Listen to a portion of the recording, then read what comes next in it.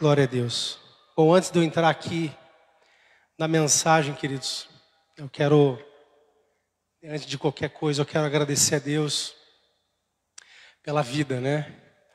Acho que a grande parte da igreja pôde acompanhar um pouco do que aconteceu com a gente nesses dias, né? Tanto comigo quanto com a Bruna.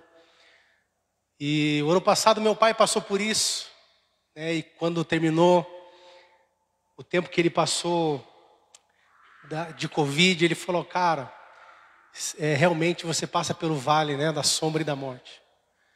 É um lugar onde você, mesmo você crendo, mesmo você tendo a sua fé, você passa por um período, um processo de muito medo, de muito desespero e de muito pavor, né? E esses dias mesmo eu falei para minha esposa, falei: olha, graças a Deus o Covid está indo embora e a gente não pegou, hein?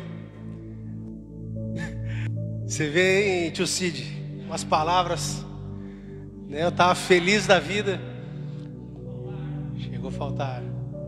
Estava feliz da vida que estava chegando já a nossa idade, né? Para tomar a vacina. Mas bem no fim, bem na semana que ficamos doentes, não pudemos tomar a vacina ainda, né? Precisamos esperar um tempo. E a gente passou, queridos, de fato, pelo vale da sombra e da morte. Eu tive crises emocionais de choro por alguns dias. Minha esposa foi uma pessoa crucial para mim. Porque aquilo, queridos, né? Primeiro que nós chegamos graças a Deus por toda a igreja que ajudou em oração, intercessão. E Deus que nos permitiu estar com vida. E graças ao Senhor, né? Por cada semente que entrou, a gente conseguiu fazer um tratamento no particular. E quando a gente foi no doutor lá, ele falou assim: cara, vocês demoraram muito para vir. O caso de vocês está muito avançado. E aí ele falou uma frase que ficou na minha cabeça todos os dias. Ele falou: olha, vamos fazer o tratamento com as injeções, antibiótico. Mas se não melhorar, nós vamos ter que internar vocês. Aí pense, querido, nós lá na terceiro dia, quarto dia de injeção, nada de melhora. Como é que fica o coração da gente? Meu pai me ligava, né, direto, falando: filho, calma, vai dar tudo certo, o Senhor é com vocês, né? Eu recebi inúmeras mensagens de toda a igreja. Mas foi um período assim, queridos, que quando eu comecei a ter algumas crises emocionais, que eu comecei a chorar algumas noites, porque eu não aguentava de saudade dos meus filhos. E sem dizer que aquela sensação ruim que você tem quando você pega esse vírus de uma forma brutal, é horrível. É horrível. Você tentando respirar, você não tem fôlego, você não tem ar. Foi tão incrível que Deus preparou tudo pra gente. Quando nós saímos daquele dia do doutor, ele falou assim: cara, vocês vão ter que conseguir de qualquer forma um cilindro de oxigênio, porque a saturação de vocês sempre está baixando e vocês vão precisar fazer isso. E com a graça de Deus, né, a gente conseguiu, através da vida do meu pai, de uma prima dele lá de Tamandaré, um vereador nos ajudou com esse cilindro, porque até fui correr atrás, eu fui no CRAS para que a gente pudesse conseguir isso, mas é uma burocracia muito grande. E às vezes poderia levar até 6, 7 dias para que a gente tivesse acesso a esse cilindro de oxigênio. E quando foi no outro dia, meu pai estava chegando lá com o carro, já com o cilindro de oxigênio. Você pode dar glória a Deus por isso, querido? Vamos aplaudir Jesus por isso, Ele merece.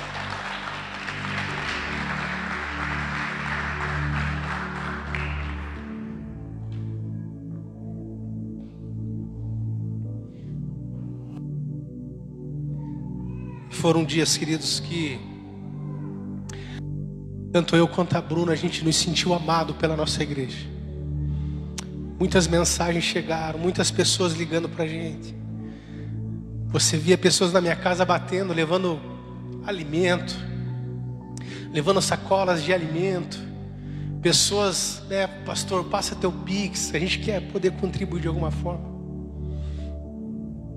Mesmo assim, queridos, naqueles dias foram dias tenebrosos, Porque mesmo a gente com toda a confiança em Deus, e eu meio que brigava com Deus, falava: Deus, o Senhor tem uma palavra sobre minha vida, o Senhor tem uma palavra sobre minha casa. Eu falo isso no Café de Boas-Vindas, quem já participou sabe disso.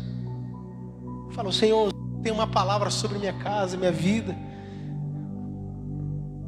E aquela voz do doutor ficava na minha cabeça: se vocês não melhorarem, nós vamos ter que internar vocês.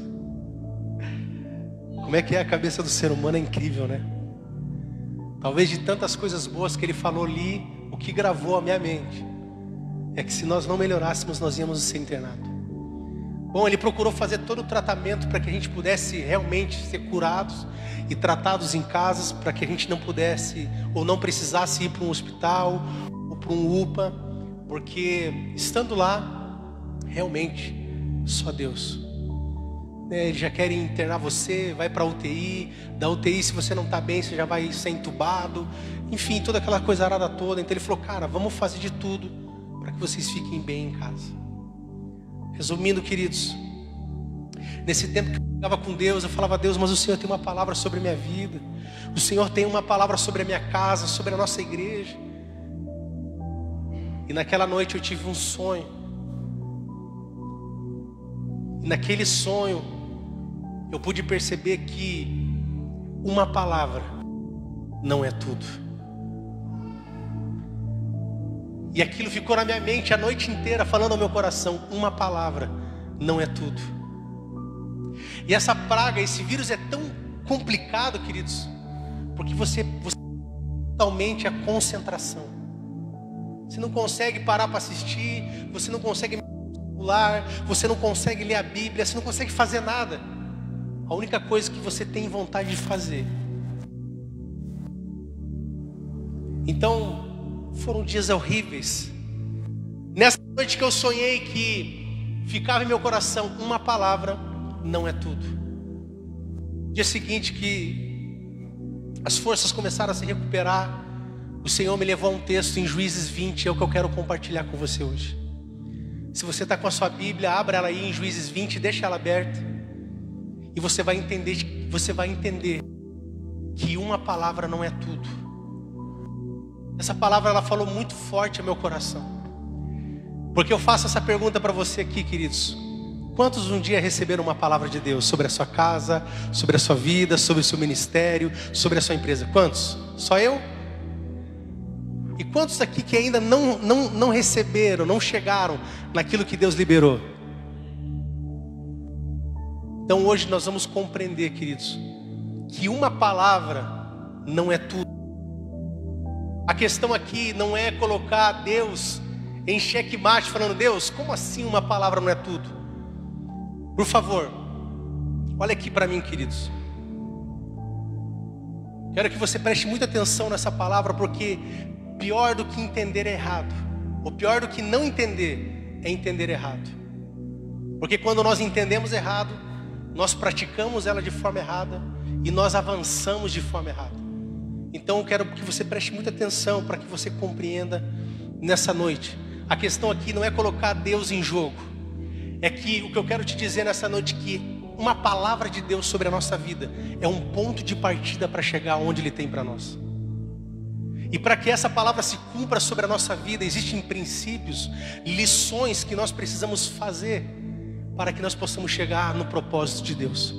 Então, para quem está do seu lado, fala assim: uma palavra não é tudo.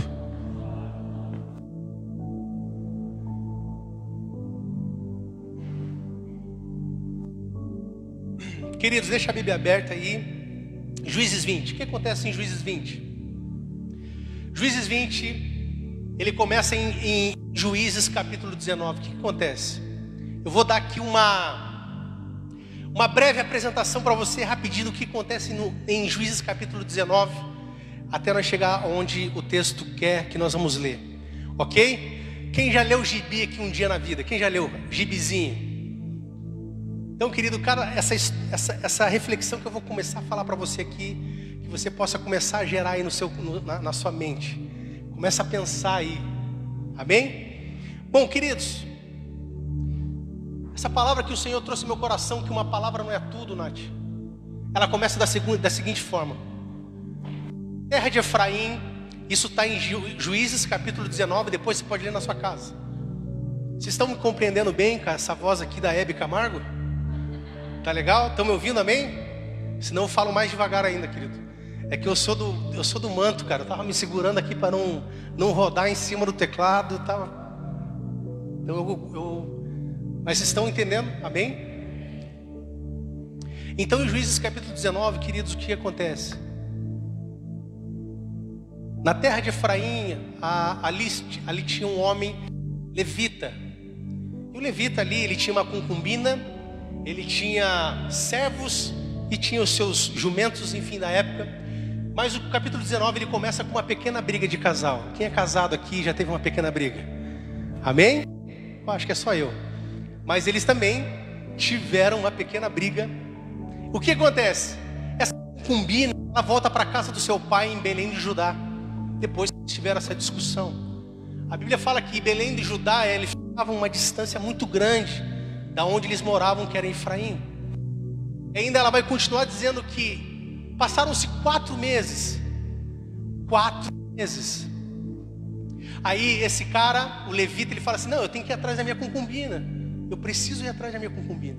Então o que ele faz? Ele prepara um servo, ele arruma a Ferrari da época, 2 jumentinhos, se arruma e parte para Belém de Judá. Querido, chegando em Belém de Judá, na casa dessa moça, da sua concubina ou da sua esposa, como você achar melhor, né? O pai da moça, o sogro, viu que ele chegou lá e falou: cara, porque naquela época, quando mulheres eram abandonadas ou eram repudiadas, era uma vergonha para a família. Então quando aquele sogro, né, ele vê o seu genro chegando ali, o homem que era o marido da sua filha, ele fica feliz da vida. Bom, para agilizar aqui, ele passa 3 dias na casa da concubina e do seu sogro. No 4º dia ele prepara tudo para viajar, voltar para de Efraim. Mas aí o sogro fala assim: não, fica aqui, meu genro querido. Quantos tem um sogro maravilhoso aí, abençoado? Eu tenho um poderoso lá, nossa, cuidou da gente maravilhosamente nesse tempo. Mas aí o levita fala: não, então tá bom, né? O sogro fala assim: fique, vamos comer, vamos beber, né? Passe a noite aqui, já está muito tarde, é perigoso você viajar, então fique aqui conosco. Então o levita continua, passa mais uma noite. No dia seguinte, a mesma história se repete, só que ele não fica. O que acontece é que ele pega a sua concubina, pega o seu servo, pega os seus 2 jumentos e começam a viajar, voltando para sua terra em Efraim. Olha só que interessante. O servo, ele fala assim: ei, meu senhor, já está escurecendo, está ficando muito perigoso a viagem. Vamos parar aqui em Jebus, que futuramente seria Jerusalém. Vamos ficar por aqui. E aí o levita fala assim: não, vamos continuar um pouco mais para frente. Porque um pouco mais para frente em Ramá é a cidade dos nossos irmãos, os benjamitas. Para que você entenda o que está acontecendo aqui. Quando Jacó sai do Egito com seus filhos, toda a possessão, eles liberam seus filhos para que cada filho possa construir a sua nação através das 12 tribos. Quem já ouviu falar? As 12 tribos de Israel. Amém ou amém? E só um pouquinho, querido.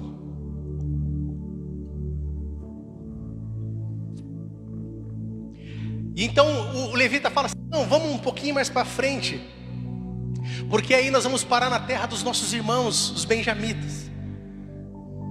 E aí eles tinham um acordo diplomático naquela época, queridos, muito interessante. Que quando alguém parasse, ou seja, qualquer pessoa de outra tribo parasse na sua cidade, qualquer pessoa disponibilizar de pouso, de lugar para dormir, comida, enfim, né? Vamos dar um exemplo aqui, fácil e prático.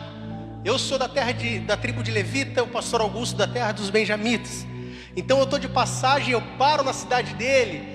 Qualquer pessoa, ela tem meio que uma obrigação de me acolher para que eu seja cuidado ali. Compreendeu? Então o levita junto com a concubina vão um pouco mais para frente e param em Ramá, que é da tribo dos benjamitas. E aí eles param numa praça, só que não passa ninguém. Eles ficam algumas horas ali. De repente vem um homem, um senhor que estava trabalhando, chega ali e fala: ei, o que vocês estão fazendo aqui? E aí o levita, ele conta toda a história do que aconteceu, que é o que você já sabe. Então, esse homem fala assim: não, venham para minha casa, eu e minha filha vamos cuidar de você. O levita fala assim: olha, não se preocupe, nós temos alimentos para mim, para minha concubina, para o meu servo, tenho alimento, tenho palha para os meus animais, não precisa se preocupar, eu só preciso de um lugar para dormir. Ele falou: não, vem cá, nós vamos cuidar de você. E ele então fica na casa desse senhor. Entrando a madrugada dentro, homens maldosos cercaram aquela casa. E aí ouve-se um barulho. E aqueles homens batem a porta daquele senhor. Aquele senhor chega e fala: ei, o que aconteceu? O que houve? Aqueles homens maus falaram assim: ei, nós estamos sabendo que você está hospedando um levita, e nós queremos esse levita, nós queremos ter relação sexual com ele. Forte isso. Aí esse senhor fala assim: não, mas o que é isso? Não façam uma barbaridade dessa, o que é isso? Vocês estão loucos? Depois leiam, queridos, Juízes 19, se eu não me engano, versículo 20, 21, vai falar sobre isso. Onde esses homens atacam essa casa e falam: nós queremos esse levita. Aí esse senhor fala: não, pega a minha filha, ele tem a concubina dele, não faça essa barbaridade com esse homem. E aí o levita, vendo tudo isso, ele pega a sua concubina, para que a filha daquele homem não pagasse. Eles pegam então a concubina e violentam ela a noite toda sexualmente. Chegando ao nascer do sol, eles pegam essa concubina, jogam na porta novamente. E aí aquele levita, ele pega e fala assim: ei, vamos para casa, levante, eu preciso cuidar de você. Ela morreu. Ela foi violentada tanto que ela não aguentou. Aquele homem chora, pega essa mulher. Queridos, presta atenção para você compreender o final disso. Vai dar tudo certo no final. Então ele pega a sua concubina, coloca na sua carruagem e vai para Efraim. Chegando em Efraim, olha só que tenebroso, ele pega a concubina e corta ela em 12. Meu Deus, né? Não é nem sexta-feira 13.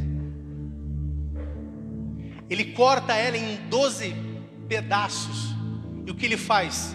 Ele pega a concubina, todos os pedaços, ele coloca um pedaço em cada tribo, porque ele queria justiça. E aí as autoridades, eles começaram a ver isso e começaram a perguntar ao levita: mas o que é isso? Nós nunca vimos tanta barbaridade nem no Egito, e o que você está fazendo? Aí ele fala assim: eu quero justiça. Queridos, naquela época, no Antigo Testamento, era olho por olho e dente por dente. Se você matou, você tem que morrer. E aí, querido, naquela época era assim, olho por olho, dente por dente. Então, ou seja, Deus estava a favor de Israel, Deus estava a favor do levita, para que existisse uma quebra de uma maldição. Você crê que você tem uma palavra de Deus para a sua vida? E eu quero te ensinar, queridos, através dessa palavra de hoje, que não basta ter uma palavra, existem princípios a serem seguidos, existem coisas a serem cumpridas. E aí, queridos, o que acontece? Essas autoridades se reúnem e falam assim: ei, nós vamos até a tribo de Benjamim e nós vamos requerer esses homens maus. A Bíblia fala que esses homens maus eram filhos de Belial, eram homens tenebrosos. E aí as autoridades chegam a Benjamim e falam: ei, nós queremos os homens que fizeram mal à concubina do levita. Benjamim fala assim: não, eu não vou dar ele para vocês, eu não vou entregar ele para vocês. E aí as autoridades voltam até Efraim junto com o levita e falam: olha, não deu certo. Então ele fala assim: nós vamos requerer de novo. Aí eles voltam novamente para requerer. O que acontece? Ele não dá. E aí, queridos, nós vamos ler agora Juízes capítulo 20, versículo 18.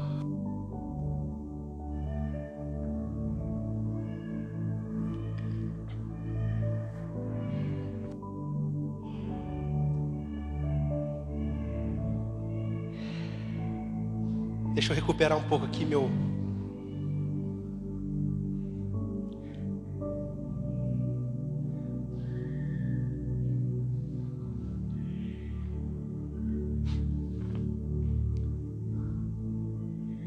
Juízes 20, capítulo 18, olha o que diz a Bíblia. Os israelitas foram ao lugar de oração Betel. Diga comigo, eles foram ao lugar de oração. Como que era o nome do lugar de oração? Betel. Sabe o que é Betel? Casa de Deus. Aprenda isso, querido. Betel é casa de Deus. Então eles foram até onde? A casa de Deus. E ali perguntaram a Deus. Perguntaram a Deus, eles oraram ao Senhor. Né, casa de Deus. Então eles perguntaram: qual das nossas tribos atacará primeiro a tribo de Benjamim? Quem falou para eles? Acompanha comigo lá em cima lá. Quem disse aqui no final do texto? Disse quem subirá primeiro, quem irá à guerra? Bom, naquela época era assim, queridos. Quem iria primeiro na linha de frente da guerra foi a tribo que sofreu. Então quem tinha sofrido era a concubina, e ela era da tribo de Belém de Judá. Por isso era Judá que irá primeiro e ir à frente de linha para a batalha. Diga comigo assim, comigo, querido, uma palavra mais forte: uma palavra não é tudo. Vamos continuar aqui. Então o Senhor respondeu à tribo de Judá. Verso 19: na manhã seguinte os israelitas subiram e acamparam perto da cidade de Gibeá. Saíram para combater contra a tribo de Benjamim e puseram os soldados em posição de ataque frente para a cidade. 21: então o exército de Benjamim saiu da cidade, e antes de terminar o dia, eles mataram 22 mil soldados israelitas. Sabe o que você pode compreender? Eles perderam. Mas como que eles perderam se Deus falou para eles ir? Volta no verso 18 para mim, por favor, querido. E disse quem? Disse o Senhor: Judá subirá primeiro. Então existia uma palavra. Existia uma palavra, porque eles não venceram.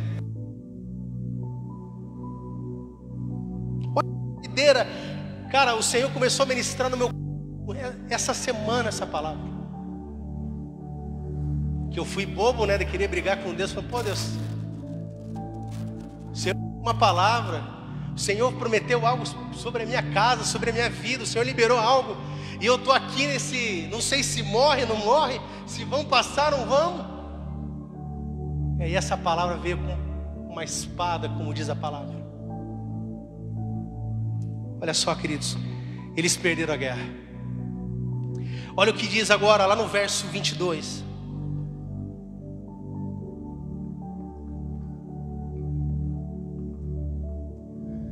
Porém esforçou-se o povo, isto é, os homens de Israel, e tornaram a ordenar a peleja no lugar onde no primeiro dia a tinha ordenado.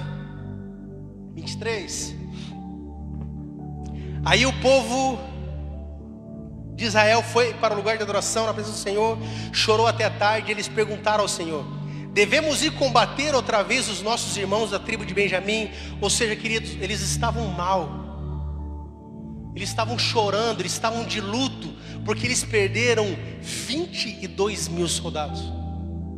Eles estavam de luto, eles estavam clamando, falando: ei, mas como é que pode? O Senhor falou para nós irmos, e nós acabamos perdendo essa guerra. Sabe, queridos, Talvez tem palavras, promessas que ainda você não alcançou, lugares que você ainda não chegou, porque a palavra de Deus que ela é liberada sobre a minha e a sua vida é um ponto de partida para chegar lá.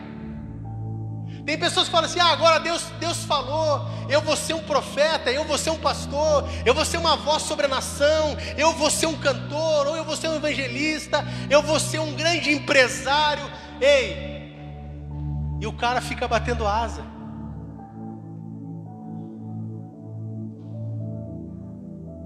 Então uma palavra liberada de Deus é um ponto de partida para que eu e você possamos chegar no propósito que Ele tem para nós. Não é porque o Senhor liberou algo sobre a tua vida que você vai abandonar tudo. Então eles choraram até tarde, e mais uma vez eles perguntaram ao Senhor: devemos ir combater outra vez os nossos irmãos da tribo de Benjamim? Ou seja, eles oraram novamente ao Senhor. Olha que interessante, eles foram a Betel, casa de Deus, eles oraram ao Senhor. Quantos de nós temos feito isso sempre, queridos? Estamos em Betel, estamos orando, e ainda parece que as coisas estão dando errado. Você já teve aquela sensação que você está fazendo tudo certo, mas está dando tudo errado? Eles estavam fazendo tudo certo. A primeira vez eles foram a Betel, foram ou não foram? Sim ou não? A segunda vez foram em Betel? Olha só que doideira isso, queridos. Então eles perguntam: devemos ir combater outra vez os nossos irmãos da tribo de Benjamim? E quem responde a eles? Deus respondeu: sim. Olha só o que acontece. Então o exército israelita se animou de novo. Sabe o que é isso, queridos? Tem guerras, cara, que você não pode abaixar a cabeça. Você pode chorar teu luto, você pode sofrer, mas você precisa se levantar em toda a guerra que você for. Aqui a Bíblia diz que eles se posicionaram de novo, se levantaram, animaram o seu coração, animaram o povo.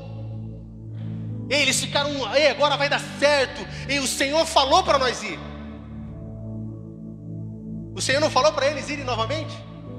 Sim ou não? Olha o que acontece. Então o exército israelita se animou de novo, e eles puseram os seus soldados em posição de combate novamente, no mesmo lugar em que havia lutado no dia anterior. Verso 24: os israelitas marcharam contra a tribo de Benjamim pela segunda vez. E pela segunda vez, isso no verso 25, os soldados de Benjamim saíram de Gibeá e mataram novamente 18.000 soldados israelitas treinados. Como assim? Deus falou para eles, e novamente eles perderam mais 18.000 soldados. Cara, eu já vi homens falando: não, mas foi Deus que mandou, e deu errado. Não, mas foi Deus que falou para mim comprar esse carro, foi Deus que falou para mim fazer isso, foi Deus para mim falou para alugar esse templo, foi Deus que mandou comprar. Eu já vi muitos pastores depois de estar com o cartão estourado, endividado. Queridos, uma palavra não é tudo. E eu comecei a fazer essa pergunta para Deus. Falei: Deus, como assim? Como uma palavra não é tudo? E aqui esse texto começou a trazer clareza à minha vida. Eu espero que traga nessa noite para você. Porque talvez você um dia recebeu uma palavra que você vai chegar em algum lugar. Talvez você recebeu uma palavra que você vai ser alguém. Mas, queridos, palavra liberada é um ponto de partida.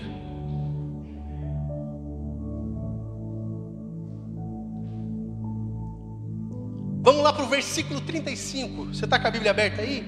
Ou acompanha no telão, versículo 35.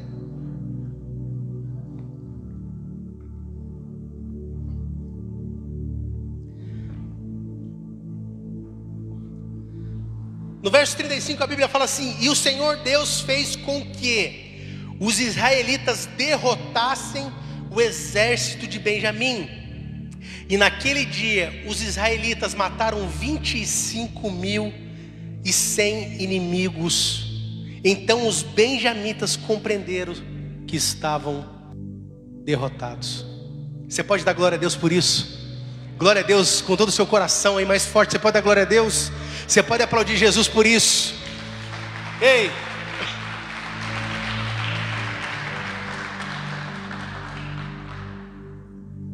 Na terceira vez, eles ganharam. E aí eu vou te falar o seguinte: aqui está o segredo da palavra, a lição que nós temos que aprender. E foi o que eles fizeram, porque eles não fizeram nem na primeira e nem na segunda vez que foram a Betel, foram para a guerra. Mas eles fizeram coisas na terceira vez que levou eles, mesmo a palavra sendo liberada, levou à vitória. Vamos lá comigo? Lá no versículo 26. O verso 25 eles perderam novamente. No 26 eles falam assim: então todo o povo de Israel subiu de novo até Betel para chorar. Olha só, queridos, eles subiram aonde novamente? Eles subiram aonde novamente? Aprenda comigo, queridos, aprenda com a palavra de Deus. Ei, perdendo ou ganhando, o teu lugar é em Betel. O teu lugar é na casa de Deus. Ah, eu estou passando crise na casa, eu estou passando crise no casamento. O teu lugar é onde? Em Betel. Eu estou passando crise financeira. O teu lugar é onde? Em Betel. O teu lugar é na casa de Deus. Não é assistindo lives. Cara, eu fiquei praticamente 30 dias assistindo live. Eu falei, cara, como é que tem pessoas que não conseguem voltar a ter comunhão com os irmãos, não conseguem voltar para a igreja? Como é que pode? As pessoas viverem longe, cara, de estar em comunhão com pessoas, de se relacionar com Deus num lugar como esse, de cantar, de adorar, de sentir a música estralando. Ei, queridos, ganhando ou perdendo, o seu lugar é onde? Casa de Deus. Nas 3 vezes eles foram para Betel. A tua vida pode estar a lástima que for, o teu lugar é casa de Deus. Olha só, continuando. Ficaram ali na presença de Deus, o Senhor, e não comeram nada até a tarde. O que eles fizeram? Jejuaram, queridos. O que rolou lá? Naquele dia, jejuaram até a tarde e apresentaram, jejuaram. Aqui está a primeira coisa que eu e você precisamos aprender. A segunda, na verdade, porque a primeira é casa de Deus. Para que a palavra se cumpra na sua vida, casa de Deus. Segunda coisa, cara, quantos cristãos não jejuam mais? Nós não podemos trocar o espetáculo pelo sobrenatural. Muitas pessoas estão trocando não tenho nada contra megas igrejas, com igrejas confortáveis, com avanço, com telão de LED, com som de última geração, com um louvor de adoração. Ei, pessoas estão trocando o sobrenatural por todo esse espetáculo. Sabe o que você precisa aprender? Ei, eles foram a Betel na primeira vez, sim ou não? Foram na segunda? Foram na terceira? Eles jejuaram na primeira? Jejuaram na segunda? Jejuaram na terceira? Pastor, eu não sei o que eu faço de jejum. Cara, desliga a Globo um pouco.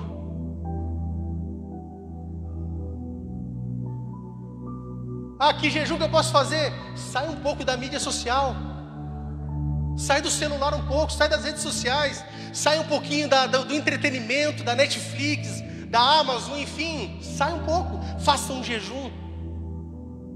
Pastor, mas eu tenho tanta palavra de Deus, o Senhor falou tanta coisa. Ei, uma palavra sem estar na casa de Deus e sem jejum não é nada.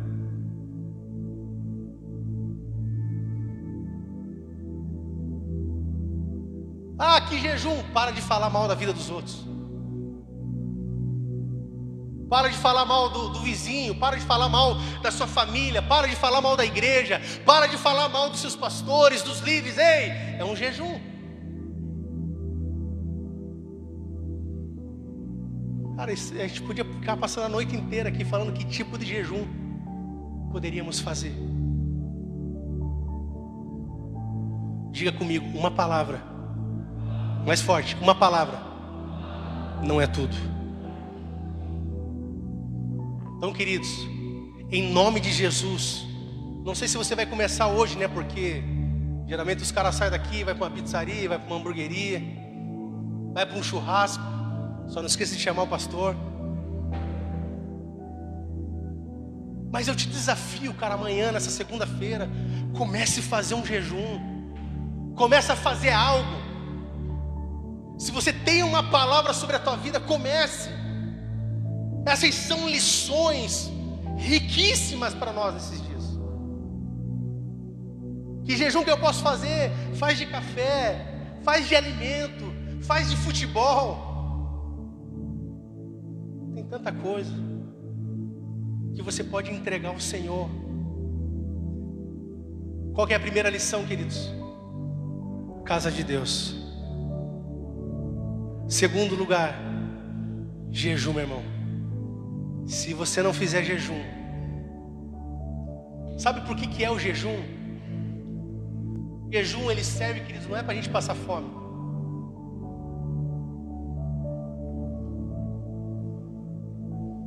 O jejum é para nós colocarmos a carne no lugar dela.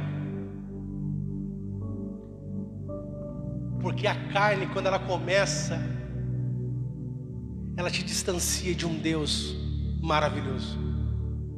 E quando você faz o jejum coloca a carne no lugar dela. Por isso você precisa compreender isso, queridos.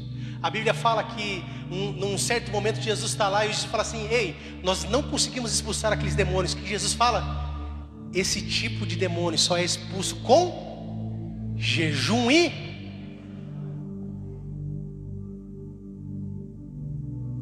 Tem coisas que você só vai ter acesso através do jejum. Tamo junto? Você pode aplaudir Jesus aí?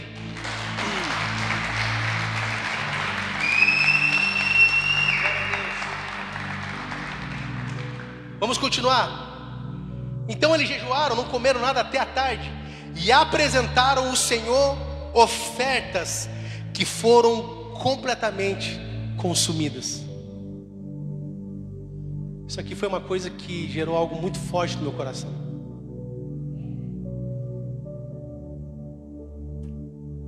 Sabe o que eles fizeram na terceira vez, que eles não fizeram na primeira e nem na segunda? Ofertaram.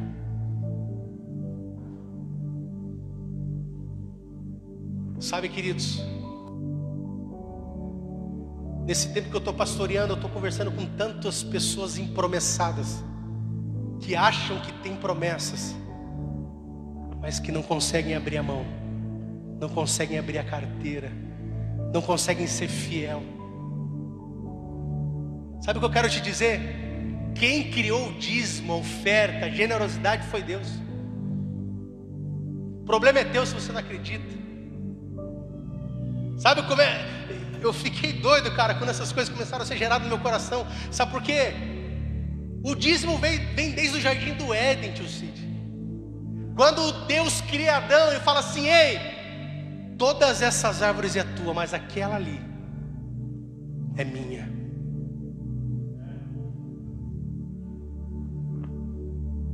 Talvez você vai falar assim: pastor, mas eu tenho palavras, eu tenho muita palavra sobre minha vida, eu tenho promessas a serem alcançadas. Meu irmão, se você não abrir a sua mentalidade em ser generoso, a casa que você serve, ou a casa que você vai, sabe, esse lugar aqui, queridos, ei, nada do que está aqui é de graça. Nada. Tudo que está aqui é pago. É água, é luz, é aluguel. O banheiro que nós usamos, a água que nós usamos, ei, isso aqui é para nós como igreja. Só que tem pessoas que falam assim: puxa, pastor, não tem como eu ser dizimista porque tá tudo na minha planilha, tá tudo sob controle. Engano teu, querido.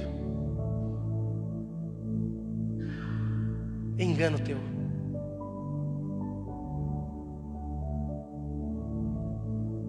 Porque não tem a ver, cara, em ser fiel dizimista ou não ser. Tem a ver em nós sermos generosos com aquilo que Deus deu para nós. E eu não sei você, mas eu acho uma doideira as pessoas acreditar que 10% vai salvar. Sabe o que eu vejo? O que eles fizeram na terceira vez, eles falaram assim: cara,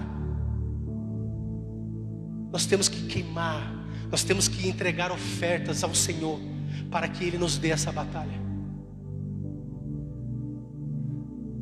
Isso dói, né? Porque quando se trata do nosso bolso, dói. Mas entenda, querido, quando você se vê livre disso, de você ofertar na casa de Deus, de você dizimar, de você ajudar, contribuir, fazer parte de algo, tem palavras que só serão alcançadas se você entender que precisa ser generoso. Então isso aqui me chamou muita atenção, porque eu falei: meu Deus, coitado de alguns crentes. Coitado de alguns. Tem promessa, tem palavra, tem chamado, mas não consegue chegar lá, porque não consegue ser fiel a Deus.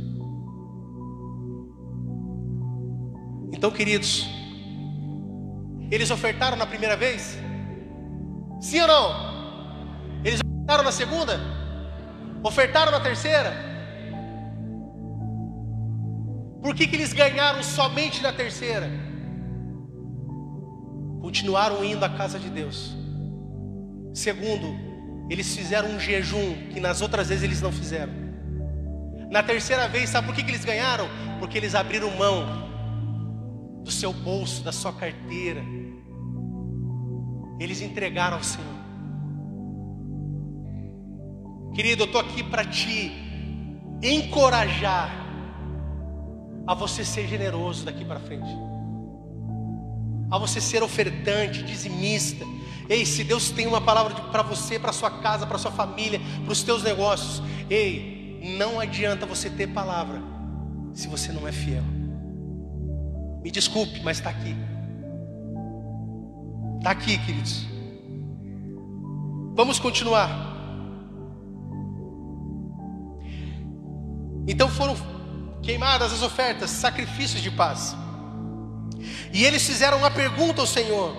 Acontece que naqueles dias a arca da aliança estava ali estava onde? Em Betel. Ali não termina. Então você sabe que a arca da aliança naquela época representava o quê? Presença de Deus. Sabe o que eu compreendi com esse texto? Que nem todo mundo que vem para Betel vem para a presença. Como assim, pastor? Eu estou em Betel, mas eu não vou. Porque é o seguinte: você só vai ver que se você está vindo para Betel e você está saindo aqui transformado, é porque você está vindo para a presença. Não tem como nós ir. Ei, você sabia que tem gente que está aqui, mas não está? Você sabia que tem gente que está aqui, mas já está pensando: que hora que esse culto vai acabar, vai fechar a pizzaria? Você sabia que tem gente que está aqui, mas já está pensando na janta? Não adianta vir para Betel se você não vem para a presença.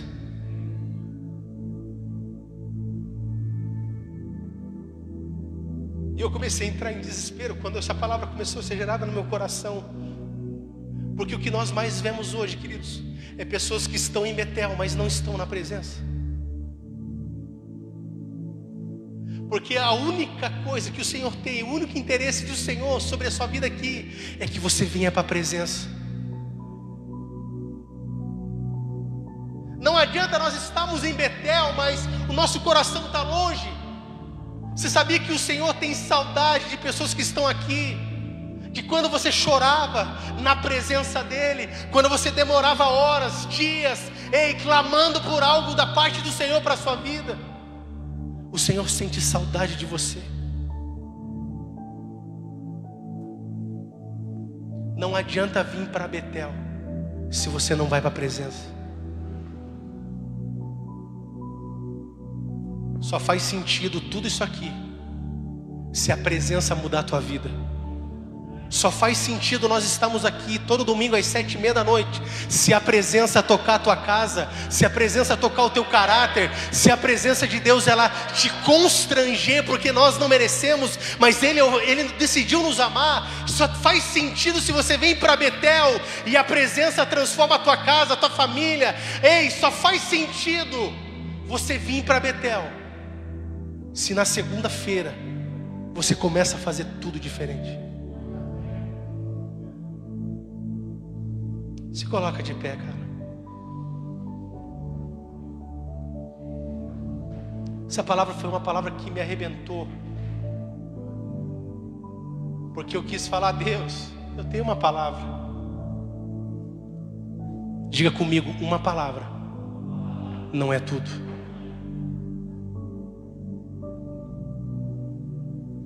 E eu não estou aqui, queridos, para colocar Deus em xeque-mate. Longe de mim. Eu não tenho esse poder. Só que uma palavra liberada de Deus sobre a minha vida e a sua vida é um ponto de partida. Porque precisamos sim. Lembra? Perdendo ou ganhando, temos que estar onde? Casa de Deus. Não basta você ter uma palavra, mas você já não jejua mais. Não basta você ter uma palavra, mas você não consegue ser fiel dizimista. Não basta ter uma palavra, mas você não consegue ser generoso. Não basta ter uma palavra, vir para Betel, mas e não vir para a presença.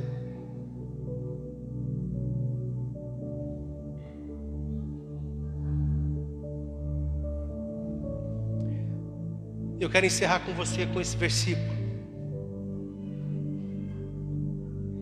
Verso 28, a Bíblia fala assim: e Finéias, filho de Eleazar, neto de Araão, estava encarregado de cuidar dela.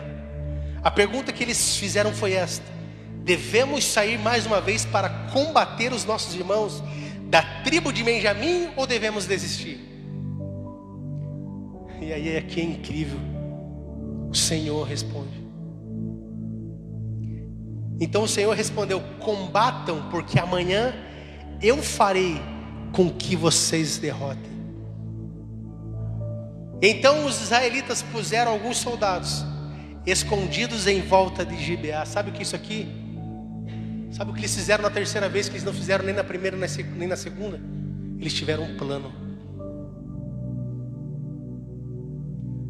Sabe o que eu consegui compreender com isso? Que tem coisas na nossa vida que só vão mudar se nós tivermos um plano. Tem coisas que só vão acontecer na nossa vida que se nós nos posicionar como homens e mulheres do Senhor, para que o Senhor nos dê clareza. Qual é o plano? Qual é a estratégia? Sabe a minha oração, querido, todos os dias eu falo: Deus, nós precisamos de estratégia para alcançar o nosso bairro lá no Guaraituba. Senhor, abre os nossos olhos, que as escamas caiam, para que o Senhor nós possamos ver qual é o plano de Deus. Qual é o plano, Jesus? Que nós possamos nos posicionar.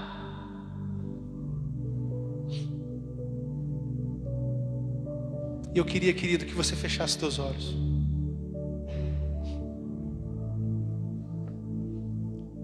Talvez você se decepcionou com a igreja.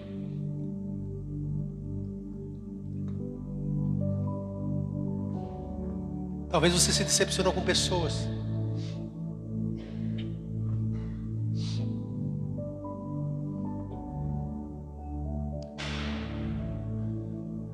Eu quero te dizer, queridos, que talvez você tenha uma palavra de Deus sobre a sua vida que ainda não se cumpriu, que ainda não se concretizou, que ainda não aconteceu. Mas essa palavra é para mim e para você hoje. Sabe o que eu quero te dizer para todos que estão aqui? Meu querido, entenda, uma palavra não é tudo. Você vai precisar sair daqui como homem e mulher de Deus e se posicionar. Qual é esse posicionamento?